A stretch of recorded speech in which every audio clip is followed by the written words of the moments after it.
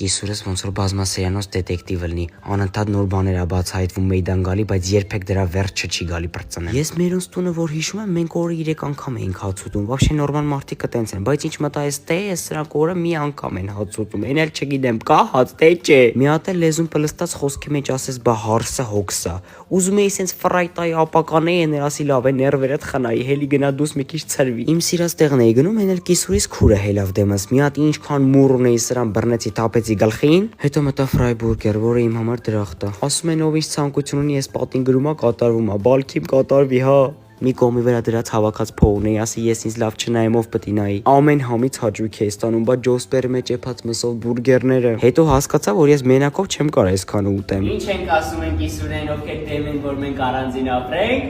Կիսուր մայրիկ, ուզես, շար չկա։ Ֆրայբուրգերը տարբերվում է իր ուֆոներով։ Ուֆոները փակ տեսակի բուրգերներ են։ Ճիշտ է առաքում են ունեն, բայց ես հետս վերցրեցի գնում եմ մորս տուն, հա։